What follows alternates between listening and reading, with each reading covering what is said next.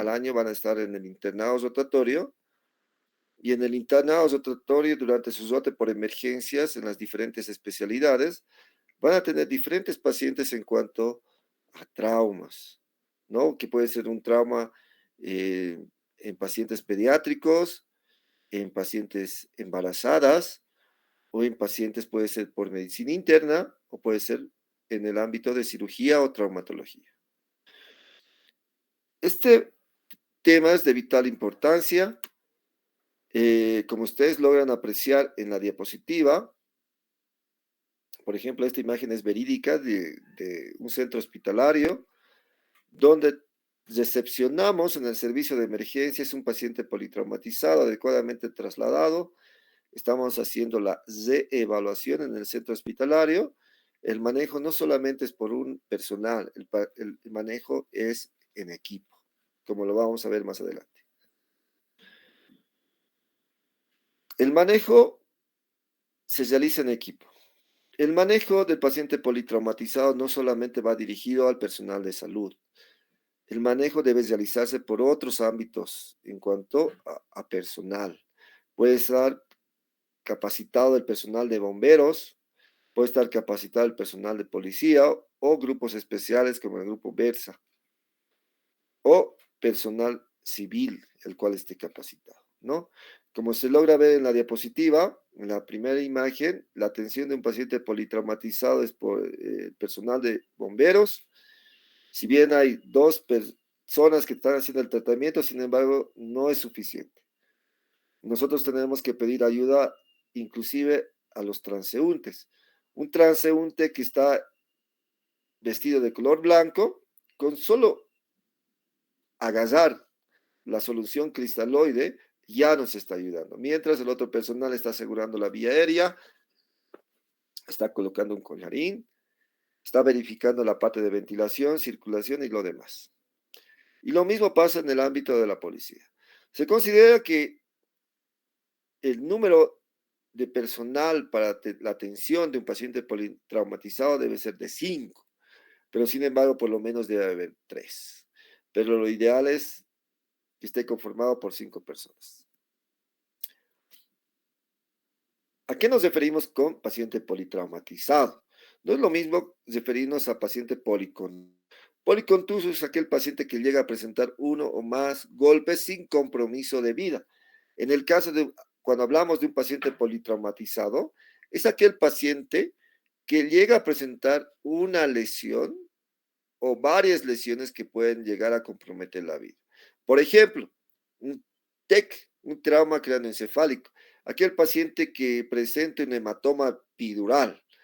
Con el pasar de las horas puede llegar a comprometer la vida del paciente con producción de un paro cardiorrespiratorio. O otro ejemplo, aquel paciente que ha presentado una fractura expuesta a nivel del fémur, que presente un sangrado puede llegar a presentar 3 a 5 litros de hemorragia. El paciente llega a presentar un shock hipovolémico y la muerte, la parada cardiorrespiratoria, ¿no? O otro tipo de pacientes, aquel paciente que por accidente presenta una convulsión, paciente mayor, tiene prótesis dental y esa prótesis dental obstruye la vía aérea. Entonces, al obstruirse la vía aérea, no hay entrada de aire, presenta un shock hipoxémico, ¿no? Son algunos de los ejemplos en cuanto a pacientes politraumatizados. La mortalidad en cuanto a trauma se considera que es de 3 formas, trimodal. El trauma puede venir de segundos a minutos. Y un claro ejemplo es la afección de la vía aérea. O sea, nosotros debemos de tratar rápidamente la vía aérea. Si no tratamos rápidamente la vía aérea, más de 5 a 8 minutos, el paciente está en estado vegetativo y muere. Esa, prácticamente es así. Algunos consideraban la mortalidad en la primera hora, ¿no? Si nosotros no logramos estabilizar al paciente en el lapso de una hora, el paciente tiene alto riesgo de fallecimiento. Hoy en día no se habla de la hora de oro. Mientras más rápido atendamos al paciente, en cuanto a menos de una hora, pueden ser 30 minutos, 40 minutos, la sobrevivencia del paciente va a incrementarse. Pero sin embargo, en ciertos casos, la mortalidad del paciente puede llegar a presentarse de días a semanas. El trauma es una enfermedad dependiente del tiempo.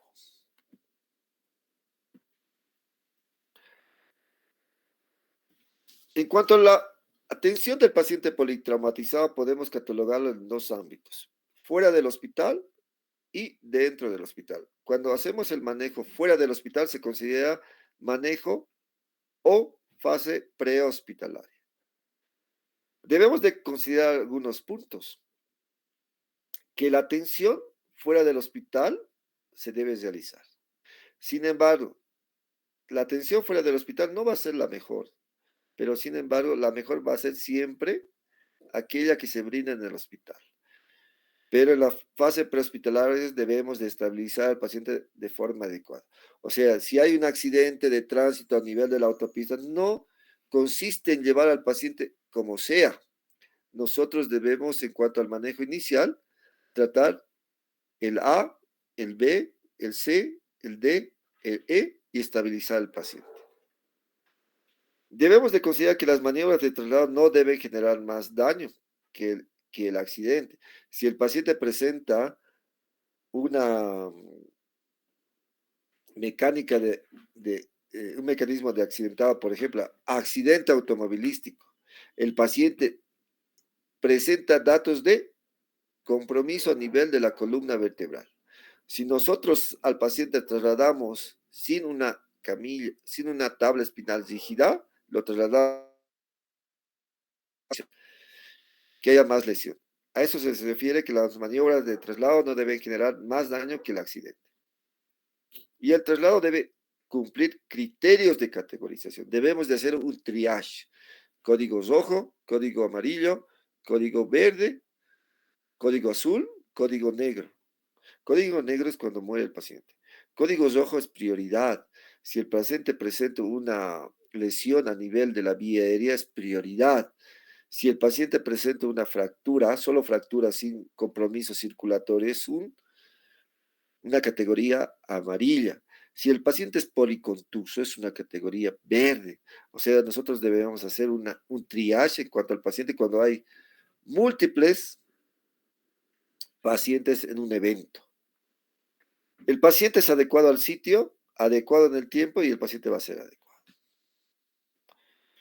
¿Cómo está compuesto el manejo del paciente politraumatizado? Está compuesto por dos: la evaluación primaria o evaluación inicial más reanimación, la evaluación secundaria con el tratamiento definitivo. Lo que nos interesa a nosotros es la evaluación inicial. Como ustedes, como médicos generales que van a hacer su vida profesional, deben de brindar el manejo inicial. Ya la evaluación secundaria, el tratamiento definitivo va a ser por el especialista. Si hay un accidente de tránsito, ustedes tienen que hacer el A, B, C, D, E, estabilizar al paciente, colocar oxígeno, inmovilizar la columna cervical, colocar una vía venosa, asegurar que la presión esté arriba de 90 milímetros de mercurio, eso, cubrir al paciente, evitar la hipotermia, eso tienen que hacer. En cuanto a la evaluación secundaria, es la realización y confección del historial clínico, pero el tratamiento definitivo, si es una fractura expuesta, y eso ya va a ser por la especialidad de traumatología. Si es un paciente que presenta un trauma abdominal cerrado con lesión de intestino delgado, puede ser de hígado, vaso, el tratamiento ya va a ser por el cirujano.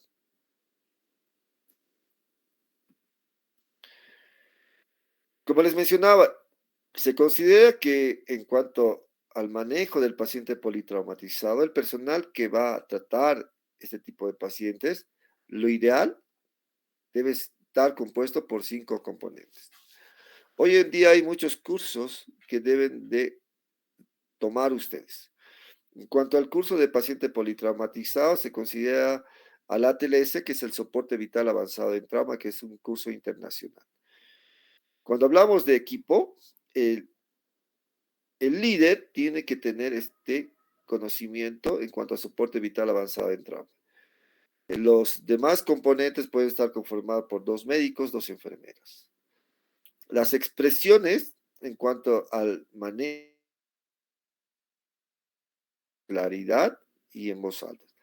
Las órdenes deben ser bien dirigidas y específicas.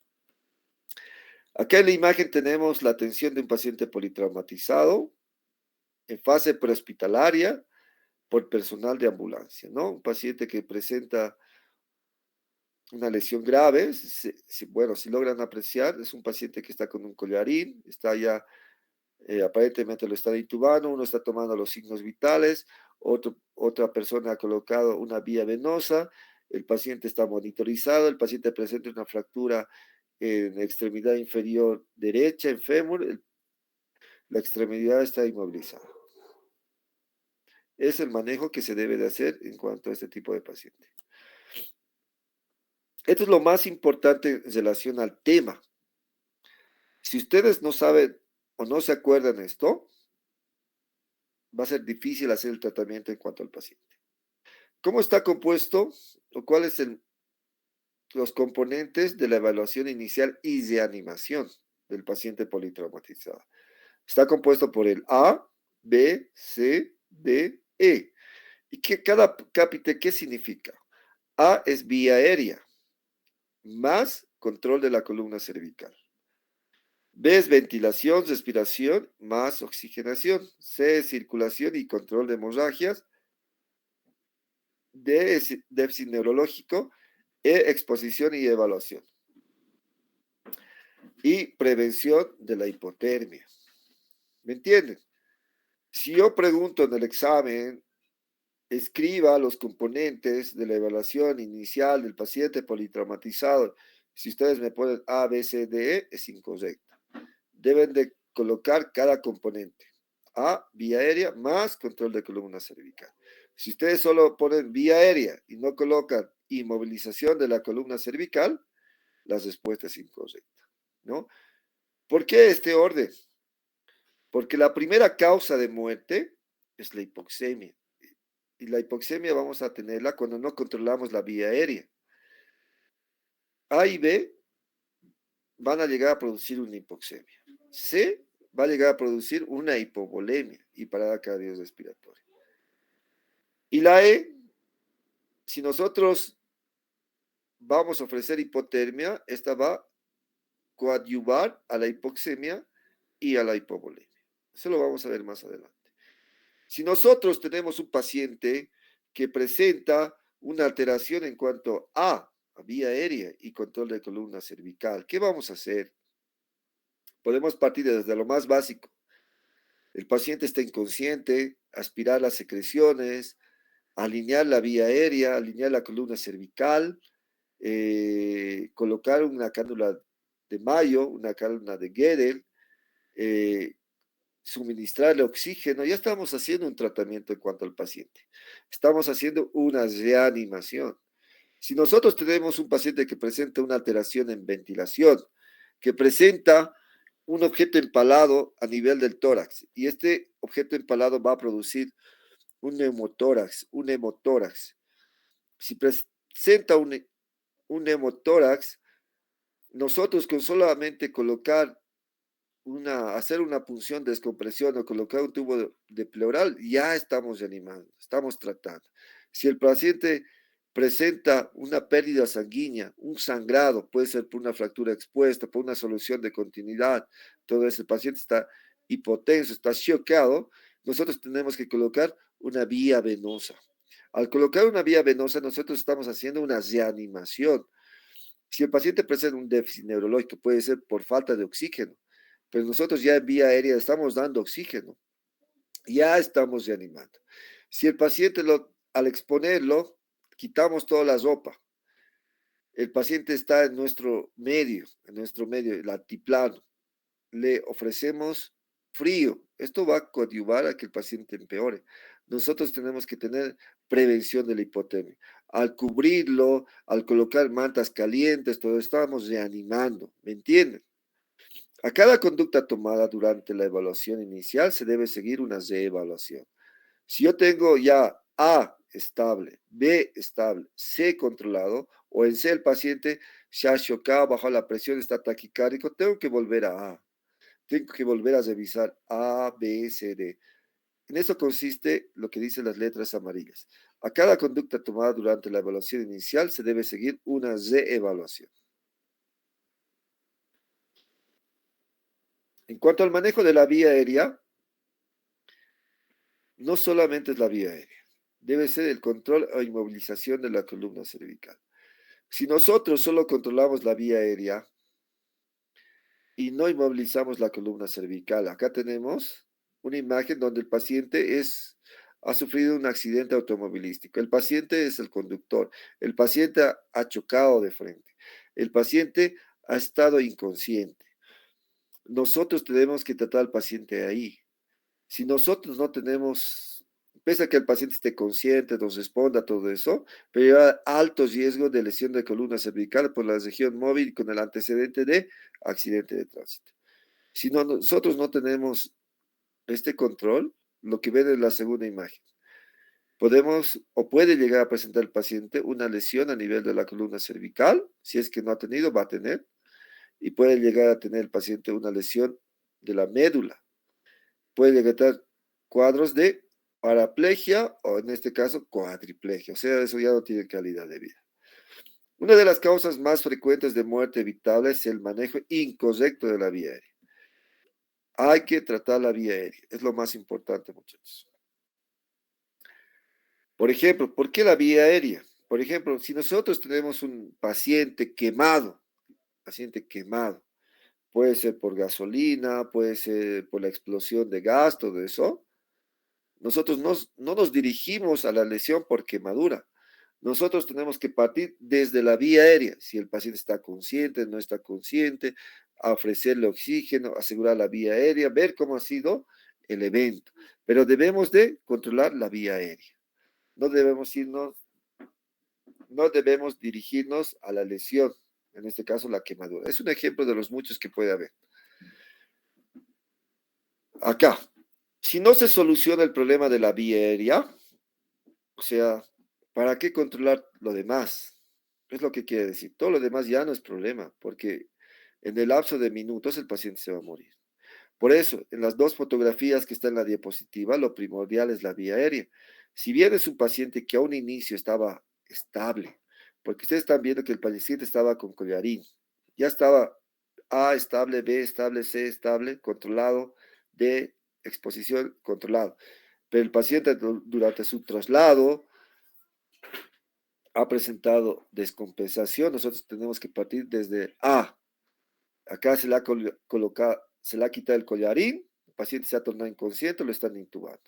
Lo mismo en la segunda fotografía, ¿no? El paciente ha llegado al servicio de emergencias de la fase prehospitalaria, ha tenido alteración de la conciencia, alteración en cuanto a la vía aérea, entonces se está procediendo a quitar el collarín y intubar al paciente.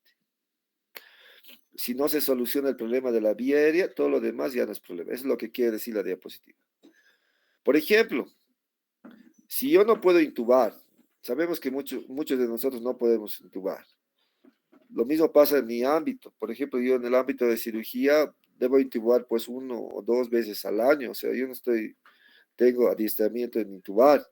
Pero si yo no puedo intubar, yo puedo ventilar al paciente, colocar una máscara y el ambú, ventilar al paciente. Y si no puedo ventilar, ponerle una mascarilla y darle oxígeno a 10 a 15 litros por minuto. Y si yo no puedo oxigenar al paciente, lo corto el cuello, o sea, puede tener un trauma facial, una lesión por quemadura, como se ve en la diapositiva, o sea, tenemos que hacer procedimientos de cricotiroidectomía o traqueostomía. ¿Me entienden? Este es el mensaje de la diapositiva. ¿A qué pacientes debemos de ofrecer una vía aérea definitiva? O sea, ¿a qué pacientes hay que intubar? Hay que hacer una intubación orotraqueal, una intubación nasotraqueal o una vía aérea quirúrgica. Pacientes apneicos que no pueden respirar. Pacientes con Glasgow menor a 9. O sea, ¿qué quiere decir? Pacientes con un Glasgow de 8, 7, 6, de 9 para abajo. Cuidado que me pongan 9, 8, no. Cuando digo de menor a 9, quiero decir cuando están de 8 ya y 7, 6, todo lo demás. ¿Me entienden? Esos pacientes debo de intubar. O pacientes que tengan actividad convulsiva sostenida. Pacientes con un trauma facial inestable. Son indicadores de asegurar una vía aérea definitiva. Pacientes con lesión de vía aérea, pacientes con fallas respiratorias o pacientes con alto riesgo de broncoaspiración, por ejemplo, aquellos pacientes inconscientes, con estado etílico, con estado de ebriedad, o pacientes que están con drogas, bajo efectos de drogas. ¿Qué maniobras vamos a hacer en cuanto al manejo de la vía aérea? Existen maniobras básicas, maniobras avanzadas y procedimientos quirúrgicos. Maniobras básicas: aspiración de las secreciones, extracción de cuerpos extraños, digamos la prótesis dental, elevación del mentón, alinear la vía aérea, subluxación mandibular, colocar una cánula orofaringea, colocar una cánula nasofaringe. O sea, eso es lo que pueden hacer ustedes, no es la gran cosa. Maniobras avanzadas ya quiere decir intubación. Intubación puede ser por vía oral o por vía nasal. Son procedimientos ya un poco ya avanzados, ¿no? Como lo dice su nombre. Procedimientos quirúrgicos. Una cricotiroidotomía puede ser quirúrgica o puede ser percutánea. Quirúrgica es utilizar un bisturí, cortar la membrana cricotiroidea y colocar una cánula de cricotiroidotomía, ¿no? O la cricotiroidotomía percutánea, como ustedes han visto en varias películas, realizar una punción con una aguja hipodérmica o con una blánula en la membrana cricotiroidea. O la traqueostomía, que es un procedimiento ya más complejo, que puede abarcar de 30 minutos, 1 hora, 2 horas, ¿no?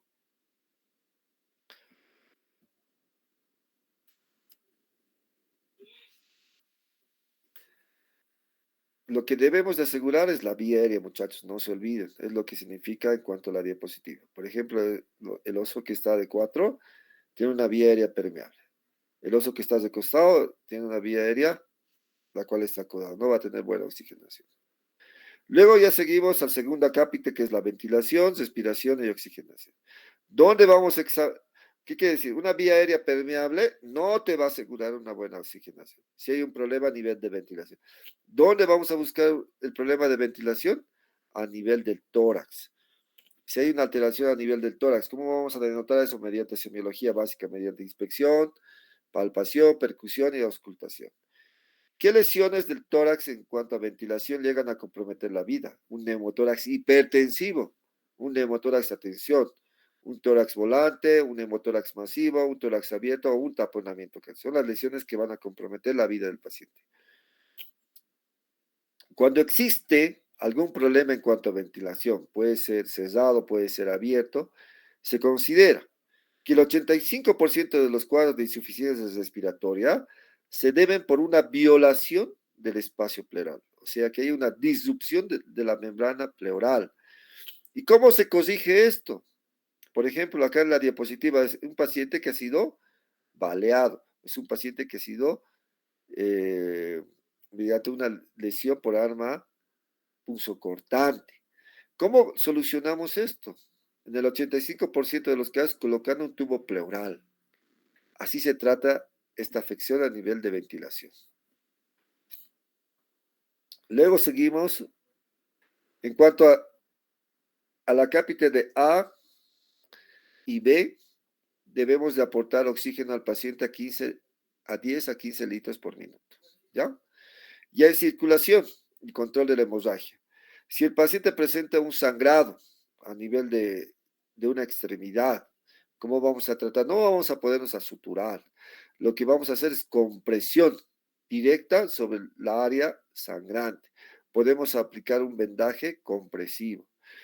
Si el paciente presenta un objeto empalado, puede ser un cuchillo, como se logra ver acá en la radiografía, a nivel craneal. Esto debemos de solidarizarse. O sea, ¿qué quiere decir? Debemos de inmovilizar alrededor del tejido del objeto empalado, para que no tenga movimiento, porque si durante el traslado llega a moverse el cuchillo a nivel craneal o puede ser a nivel abdominal, va a producir mayor sangrado, ¿no? No debemos de quitar. Cuando nosotros tomamos el pulso radial con solo la presencia va a denotar que la presión arterial sistólica esté por un valor de 80 milímetros de mercurio. Por ejemplo, acá tenemos un objeto empalado a nivel craneal Este objeto empalado solo se va a retirar en quirófano. En cuanto a la reanimación en circulación, ¿qué debemos de hacer? Colocar una vía venosa. Antes se consideraba colocar dos vías venosas. Hoy en día se considera que debemos de tener una vía venosa y debemos de colocar soluciones cristaloides y de preferible eh, el Zinger lactato y debemos de pasar cargas de 300, 500 cc de solución Zinger lactato. Debemos de lograr mantener la presión arterial sistólica por arriba de 90 milímetros de mercurio. Si yo tengo un paciente politraumatizado que tenga una presión arterial sistólica de 80 milímetros de mercurio, no me sirve. Debes de colocar 300, 500 cc de cargas y mantener la presión arterial sistólica arriba de 90 milímetros de mercurio. Es lo que quiero decir. Todo paciente politraumatizado debe ser considerado en shock. Luego, debemos de pasar a D. En D, ¿qué vamos a hacer? Evaluación neurológica. Mediante la evaluación neurológica vamos a utilizar la escala de cola de Glasgow, mediante la respuesta verbal, la apertura ocular y la respuesta motora, ¿no? Pero además en el déficit neurológico debemos evaluar la respuesta sensitiva y motora. El paciente puede estar con un Glasgow de 15/15, pero el paciente no mueve las piernas, o sea, es un paciente parapléjico, donde debemos de notar nosotros probablemente este paciente presente una lesión a nivel de la columna vertebral, ¿no? Luego pasamos al último acápite que es E, exposición. Al paciente no solamente debemos de verlo en la parte anterior, que quiere decir donde a simple vista logramos ver, que es el error más frecuente. Al paciente hay que examinarlo en la parte anterior, posterior y los costados. Al paciente hay que exponerlo en bloque, o sea, no es, hay que tener cuidado con la inmovilización de la columna vertebral. Además de exponerlo al paciente, quitarle toda la ropa, poleras, chompas, pantalones, calzoncillos, todo eso, debemos de cubrirlo, no debemos dejarlo así al paciente, porque el frío va a condicionar mayor hipotensión. Se considera este dicho en trauma prehospitalario. Todo lo que entra, o sea, cuando hay objetos empalados, todo lo que entra no debe salir, o sea, no vamos a quitar. Esto se quita en quirófano. Y todo lo que sale, por ejemplo, cuando tengamos pacientes con evisceración, esto no lo vamos a volver a ingresar por si acaso en fase prehospitalaria. Esto va a ingresar en quirófano, lo vamos a reintroducir. Pero nosotros debemos solidarizar, o sea, debemos fijar el objeto empalado para que no produzca movimiento y produzca mayor lesión. En el caso de la evisceración debemos de cubrir con soluciones húmedas, compresas, tejidos, lo más limpio que sea posible, ¿no? Porque la sequedad va a hacer que se necrose ese tejido, ¿no? Por ejemplo, tenemos acá un paciente con evisceración, acá tenemos el epiplón, el cual ha sido reseccionado porque ya estaba muerto, y este intestino lo vamos a reintroducir en quirófano. Es un paciente que ya está en quirófano, está intubado con la máquina de anestesia. ¿Cuáles son los errores más frecuentes en cuanto al manejo del paciente politraumatizado? Mal manejo hospitalario, que no se maneje el ABCDE. Recepción inadecuada en las salas de guardia, o sea, tú estás en el hospital y el paciente llega de sorpresa, o sea, no te han comunicado. Que no existe un papel de líder, entonces, que el equipo esté conformado por 3 o 5 personas y que todos quieran prevalecer su opinión. No efectuar un examen primario, no seguir los ABCs, que yo no haga la A, B, C, D, que yo haga C, que luego haga A, que luego haga D, que luego haga C, un desorden. No oxigenar al paciente, no ventilar, no colocar una vía venosa, condicionar factores que produzcan frío, son los errores más frecuentes. Se puede pensar que un paciente llega a presentar un paro cardiorrespiratorio por una enfermedad coronaria en paciente politraumatizado. No, no pueden llegar a presentar. Pueden tener su cardiopatía, pero no consideren que el paro ha sido por la patología de su corazón si ha tenido un evento de accidente. La primera causa de parada cardiorrespiratoria les he mencionado que es la hipoxemia, por afección. La causa de parada cardiorrespiratoria es por pérdida sanguínea, es por hipovolemia, y ambas actúan conjuntamente. Una vez estable el paciente, ya tratado, ya animado, nosotros recién podemos pasar la evaluación secundaria. La evaluación secundaria no se hace en la fase prehospitalaria, por si acaso. La evaluación secundaria se hace en el hospital, cuando el paciente esté estable. ¿En qué consiste, a grueso modo, la evaluación secundaria? La confección de la historia clínica, realizar un examen exhaustivo desde la cabeza hasta la punta de los pies. Antecedentes, enfermedades, medicamentos, en eso.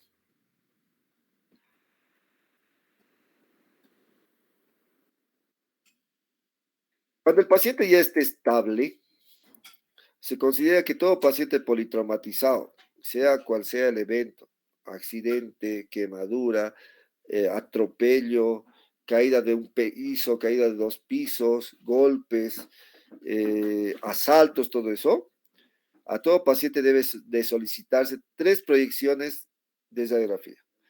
Una proyección de tórax, una proyección de pelvis y una radiografía de AP y lateral de columna cervical. En cuanto a laboratorios, lo que debemos de solicitar es lo más básico: hemograma, glicemia, creatinina y grupo y factor RH. ¿Ya? En algunos casos, cuando el paciente tiene que entrar directamente a quirófano, solo necesitamos grupo y factor sanguíneo.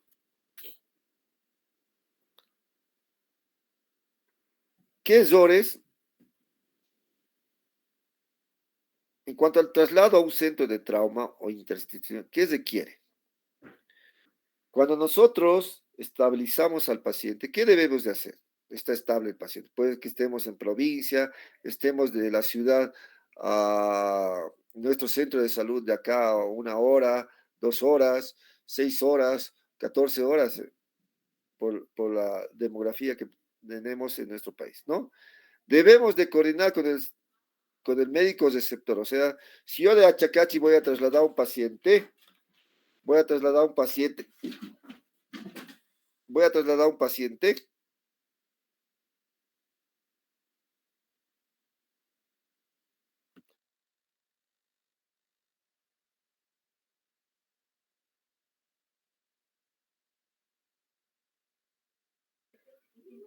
Por ejemplo, si nosotros tenemos un paciente en Achacachi, lo hemos estabilizado, hemos hecho el ABCDE, debemos de trasladarlo, pero nosotros debemos de coordinar con el centro que nos va a recepcionar. Por ejemplo, si nosotros vamos a llevar al paciente al hospital de la mujer, el hospital de la mujer es materno-infantil, o sea, no lo puedo llevar. O sea, tengo que comunicarme con el centro de salud. Me tendré que comunicar. Si el paciente tiene un trauma craneoencefálico, tenga un hematoma epidural, el paciente presenta una lesión de columna vertebral, yo lo traslado al hospital Corea. En el Corea no hay neurocirujano, o sea, voy a cometer un error.